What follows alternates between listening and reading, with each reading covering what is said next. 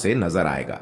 दोस्तों, आज की यह वीडियो बड़ी ही खास और महत्वपूर्ण, साथ ही में थोड़ा सावधान करने वाला भी हूं, क्योंकि साल 2026 यानी कि वो साल जब रंगों का महापर्व होली एक ऐतिहासिक खगोलीय घटना का गवाह बनने जा रहा है। आप सब ने बिल्कुल ठीक सुना। इस बार होली के रंगों के साथ आसमान में एक अजीब सी हलचल भी देखने को मिलेगी। मैं बात कर रहा हूं होली के दिन लगने वाले चंद्र ग्रहण की। हमारे हिंदू धर्म में होली, दिवाली और रक्षाबंधन जैसे त्योहार बड़े ही पवित्र और बड़े ही धूमधाम से मनाए जाते हैं। लेकिन जब इन त्योहारों पर ग्रहण का साया पड़ जाए तो खुशी के साथ साथ एक डर और शंका भी मन में बैठ जाती है। साल 2026 की होली पर कुछ ऐसा ही संयोग बनने जा रहा है। ज्योतिष शास्त्र के अनुसार होली और चंद्र ग्रहण का एक ही दिन होना एक बहुत ही बड़ा और दुर्लभ संयोग है। 3 मार्च 2026 होली के दिन अब चंद्र ग्रहण हम सभी को देखने को मिलेगा, जो कि भारत में भी साफ साफ रूप से नजर आएगा, जिसका असर न केवल हमारी कुंडली पर बल्कि हमारे भाग्य पर, यहां तक कि शेयर मार्केट पर भी इसका भारी असर हम सभी को देखने को मिलेगा। इतना ही नहीं, हमारी पूजा पाठ के साथ साथ ही पूरी दुनिया के वातावरण पर भी यह भारी पड़ने वाला है।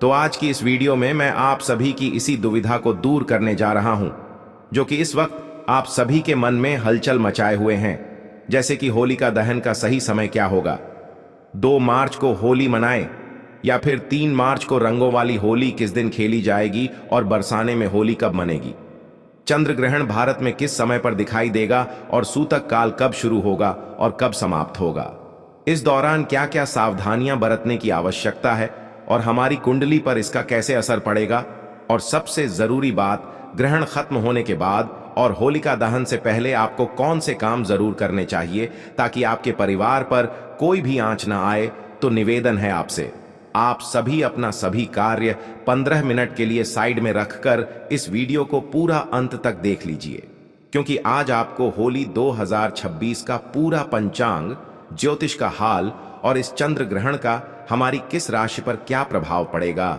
एक एक करके संपूर्ण जानकारी देता हूं। चलिए सबसे पहले बात कर लेते हैं उस कंफ्यूजन की, जिस उलझन की वजह से हमारी तिथियों को लेकर मन में कंफ्यूजन बन जाता है। तो देखिए, हिंदू पंचांग की बात करें तो होली का त्योहार फाल्गुन मास की पूर्णिमा तिथि को मनाया जाता है और साल 2026 में फाल्गुन पूर्णिमा की जो तिथि है वो 2 मार्च की शाम को शुरू होकर 3 मार्च की शाम तक रहेगी। अब यहीं से सारा कंफ्यूजन शुरू होता है। आमतौर पर हम जिस दिन पूर्णिमा की शाम होती है उसी दिन होलिका दहन करते हैं, लेकिन साल 2026 में 3 मार्च की शाम को यानी कि पूर्णिमा की शाम के समय में आसमान में चंद्र ग्रहण लगेगा। और हमारे शास्त्रों की बात करें तो यह अटल नियम है कि ग्रहण काल में कोई भी शुभ कार्य या पूजा या अग्नि प्रज्वलित करना सख्त माना होता है। ग्रहण के समय किया गया होलिका दहन शुभ फल प्रदान नहीं करता है बल्कि दोष पैदा करता है। तो फिर होलिका दहन कब किया जाए? तो देखिए, ज्योतिष और पंचांग के अनुसार, जानकारों के अनुसार इसका सटीक हल यह निकलता है कि 3 मार्च की शाम को ग्रहण है, इसलिए साल 2026 में होलिका दहन 2 मार्च 2026 की रात को किया जाएगा। जी हां दोस्तों, तारीख को थोड़ा नोट कर लीजिएगा। होलिका दहन 3 तारीख को नहीं बल्कि 2 मार्च की मध्य रात्रि में होगा। लेकिन रुकिए, 2 मार्च को भी एक बाधा है, और बाधा यह है कि 2 मार्च को शाम होते ही भद्रा लग जाएगी। तो आप तो जानते ही हैं कि भद्रा काल के दौरान होलिका दहन या कोई भी शुभ कार्य करना विनाश काल विपरीत बुद्धि जैसा माना जाता है।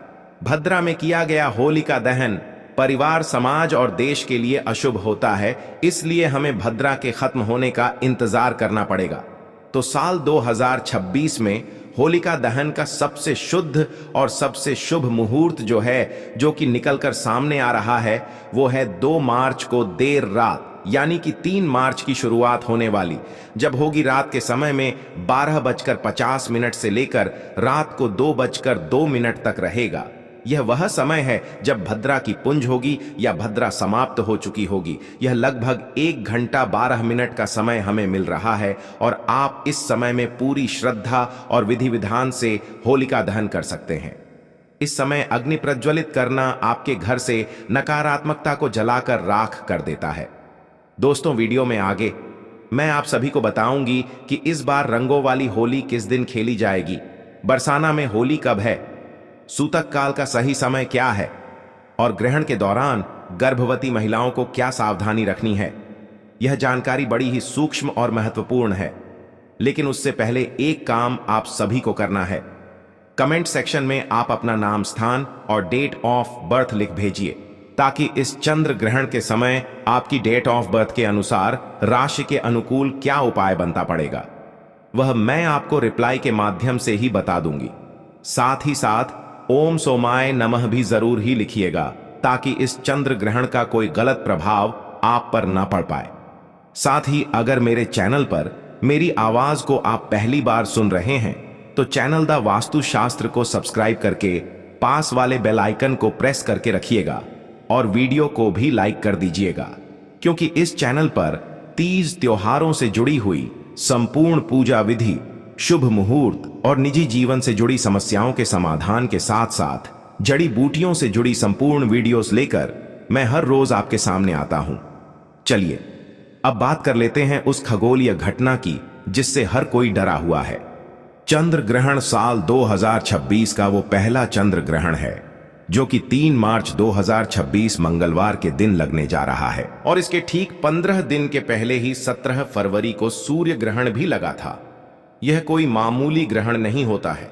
जब 15 दिन के अंतराल में 2 बड़े ग्रहण पड़ते हैं तो उसका गहन प्रभाव हम सभी के जीवन पर और हमारे देश पर भी पड़ता है। घट साफ नहीं तो दिमाग भी साफ नहीं, मगर मैं रोज ये महसूस करती थी, पर अब नहीं। घर की सफाई पड़ता है। यह एक पूर्ण चंद्र ग्रहण होगा। इसका मतलब चंद्रमा पूरी तरह से पृथ्वी की छाया में आ जाएगा और लाल रंग में दिखाई देगा, जिसे कि ब्लड मून भी कहा जाता है। अब सबसे बड़ा सवाल यह पैदा होता है कि क्या यह ग्रहण भारत में दिखाई देगा और इसका समय क्या होगा। तो जी हां, यह ग्रहण बिल्कुल भारत में दिखाई देगा। भारत के अधिकांश हिस्सों से इसे देखा जा सकेगा। इसके पीछे एक शर्त है। शर्त यह है कि यह एक गस्तोदय चंद्र ग्रहण होगा। गस्तोदय का मतलब होता है जब शाम को भारत में चंद्रमा उग तो जाएगा, पहले से ही ग्रहण से ग्रस्त होगा, यानी कि हमें चंद्रमा साफ सुथरा नहीं बल्कि कटा हुआ या छाया से ढका हुआ उगता हुआ दिखाई देगा। और अब जान लेते हैं इसका सही समय। तो देखिए, भारतीय समय के अनुसार बात करें तो यह ग्रहण 3 मार्च को दोपहर के बाद से शुरू हो जाएगा, लेकिन चकित दिन में हमें चांद नहीं दिखता है, इसलिए इसका महत्व शाम से शुरू होगा। भारत में चंद्रोदय का समय अलग अलग शहरों में अलग अलग समय पर होता है, यानी कि लगभग 6 से 6:30 बजे के बीच होता है।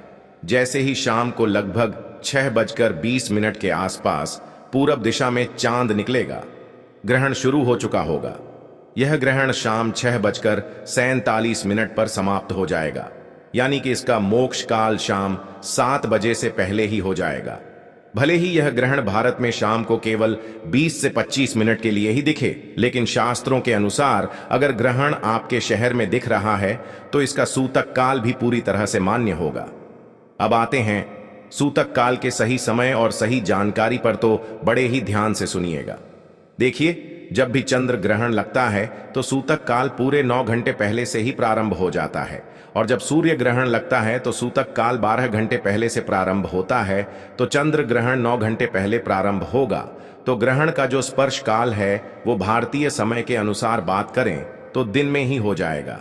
इसलिए 3 मार्च को सुबह से ही सूतक के नियम लागू हो जाएंगे। सूतक काल का सही समय 3 मार्च को सुबह 9:39 से शुरू हो जाएगा, और यह सूतक काल ग्रहण खत्म होने के साथ ही यानी कि शाम 6:47 तक लगातार चलेगा। सूतक काल को अशुद्ध समय भी माना जाता है, और इस दौरान वातावरण में नकारात्मक ऊर्जा बहुत ज्यादा होती है। तो आपको इस दौरान क्या करना है और क्या नहीं करना है, यह आप कहीं नोट कर लीजिए या फिर इस वीडियो को सेव कर लीजिए। देखिए, सबसे पहली बात, पूजा पाठ बिल्कुल ही वर्जित होती है। जब भी ग्रहण लगता है तो देखिए, 3 मार्च को सुबह 9:30 से पहले आप सभी अपने घर में पूजा पाठ से निपट जाइएगा और इसके बाद में घर के मंदिर के जो कपाट हैं उन्हें बंद कर दीजिएगा या फिर पर्दा डाल दीजिएगा। भगवान की मूर्तियों का स्पर्श करना पूरी तरह से वर्जित होगा। और दूसरा, खाने पीने की जो भी चीजें हैं सूतक काल लगने से पहले ही, यानी कि सुबह 9 बजे के आसपास ही खाने की सभी चीजों में, जैसे कि दूध, दही, पानी का मटका हो गया या कोई खाने की ज्यादा चीज है तो उसमें भी तुलसी दल डालकर रखिएगा या फिर कुच्छा डाल दीजिएगा। देखिए, वैज्ञानिक और धार्मिक दृष्टि से तुलसी में पारा यानी कि मर्यूरी होता है, जो कि ग्रहण की हानिकारक किरणों को भोजन में प्रवेश करने से रोकता है। तीसरा, इस दौरान आप किसी भी नुकीली चीजें जैसे कि सुई, कैंची, चाकू का इस्तेमाल बिल्कुल भी ना करें। सिलाई कढ़ाई भी ना करें। बस मन ही मन में मंत्रों का जाप करते रहें या फिर धार्मिक पुस्तकें पढ़ें। जो भी गर्भवती महिलाएं हैं वह पूरी तरीके से अपने आप को कमरे में बंद कर लें ताकि कहीं से भी रोशनी ना पड़ सके। कोशिश करें कि ग्रहण काल के दौरान परिवार का कोई भी सदस्य घर से बाहर ना निकले और गर्भवती महिलाएं इस दौरान ना तो झुके और कोशिश करें कि इस दौरान अपने पेट पर गेरू का लेप लगा लें या फिर गाय के शुद्ध गोबर का लेप भी आप लगा सकते हैं। और अब सबसे बड़ा सवाल जो कि हर किसी को परेशान करके रखता है कि रंगों वाली होली कब खेली जाएगी, यानी कि धुलंडी कब खेली जाएगी। तो देखिए, आमतौर पर हम होलिका दहन के अगली सुबह रंग खेलते हैं, तो इस हिसाब से तो हमने होलिका दहन 2 मार्च की रात को किया। इस हिसाब से 3 मार्च की सुबह हमें रंगों वाली होली खेलनी चाहिए। लेकिन यहाँ ज्योतिष आड़े आता है। 3 मार्च को सुबह से ही सूतक लग रहा है और शाम को ग्रहण है। तो ज्योतिष शास्त्र कहता है कि ग्रहण के दिन उत्सव नहीं मनाना चाहिए का दिन संयम, तप और जप का दिन होता है, न कि शोर शराबे और ना ही हुड़दंग का। इसलिए देश के बड़े बड़े विद्वानों और काशी के पंचांग के अनुसार रंगों वाली होली 3 मार्च को नहीं बल्कि 4 मार्च 2026 बुधवार को खेली जाएगी। 4 मार्च को ग्रहण का कोई साया नहीं होगा। पूर्णिमा तिथि खत्म हो चुकी होगी और चैत्र मास की प्रतिपदा तिथि यानी कि हिंदू नव वर्ष की पहली सुबह की तरह होगी। वातावरण पूरी तरह से शुद्ध और सकारात्मक हो चुका होगा। इसलिए 4 मार्च को आप जी भर के रंगों वाली होली खेलें, गुलाल उड़ाएं और होली मिलन समारोह बड़े ही प्रेम और धूमधाम से मनाएं। इस दिन पूरी तरह से शुभ योग भी बन रहे हैं। और अब बात कर लेते हैं कि यह चंद्र ग्रहण भारत में कहां कहां पर दिखाई देगा और इसका ज्योतिष प्रभाव क्या है।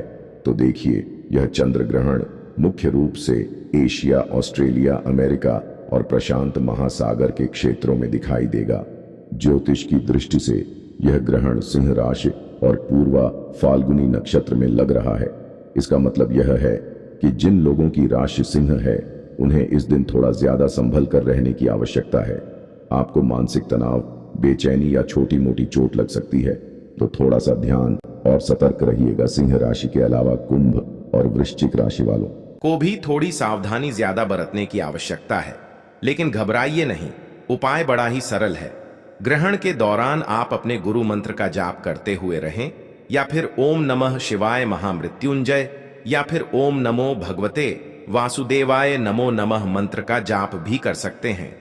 ग्रहण काल में किया गया मंत्र जाप सामान्य दिनों के मुकाबले 100 गुना से भी ज्यादा फल देता है। आए नहीं, यानी कि आपदा नहीं बल्कि अवसर माने और जितना हो सके पुण्य कमाएं और अपनी राशि पर इसका अधिक से अधिक सकारात्मक परिणाम भी पाएं। और अब सबसे जरूरी बात कि ग्रहण समाप्त होने के बाद क्या करें और होलिका दहन से पहले क्या करें। तो देखिए, होलिका दहन तो हम 1 रात पहले कर चुके हैं, लेकिन उसकी राख और प्रसाद ग्रहण करना अब भी बाकी है। तो 3 मार्च की शाम को जैसे ही 6:47 पर ग्रहण खत्म हो जाएगा, आपको कुछ नियम तो तुरंत ही मानने होंगे।